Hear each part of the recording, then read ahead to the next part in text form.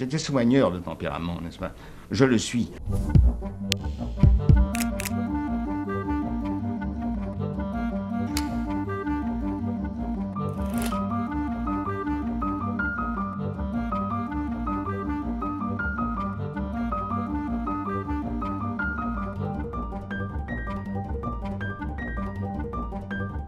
Pourquoi vouliez-vous être médecin?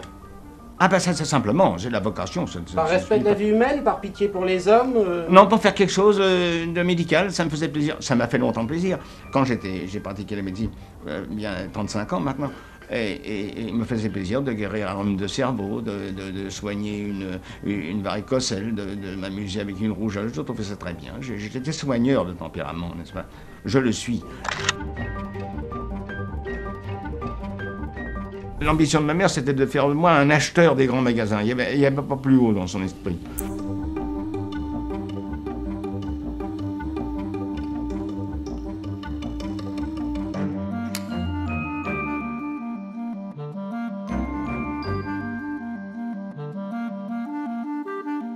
Qu'est-ce qui vous a fait penser à être médecin? Ah, moi, l'admiration que j'avais pour la médecine.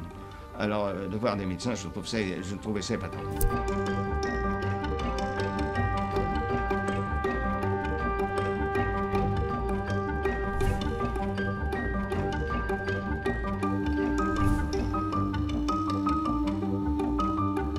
Ça peut être considéré comme un premier roman, si l'on veut dire. Alors c'est un roman médical, strictement médical, et scientifique pour une partie.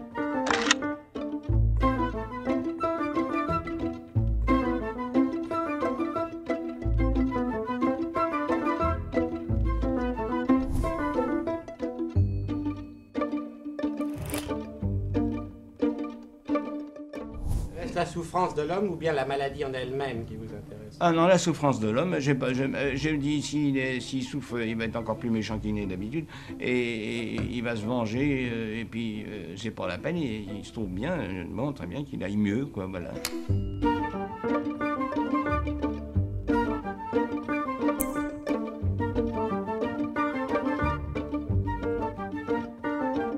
La vie du médecin, d'humble médecin, est devenue impossible. Ayant vendu suffisamment de ce petit livre, Le voyage au bout de la nuit, eh ben, je retournerai à ma médecine tranquillement, avec un appartement dont je n'aurai pas besoin de payer le terme.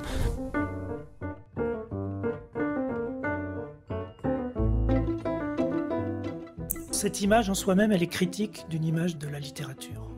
C'est l'idée qu'au fond, on n'écrit pas à partir de la littérature, qu'on écrit à partir d'autres choses, qu'on n'est pas un rentier, qu'on n'est pas un homme de lettres, qu'on est un médecin. C'est-à-dire qu'il dit « je n'écris pas en gants blancs ». Donc c'est comme si la littérature, la matière littéraire, était une sorte de matière médicale, comme ça, dans laquelle on pouvait piocher, qu'on pouvait construire très matériellement.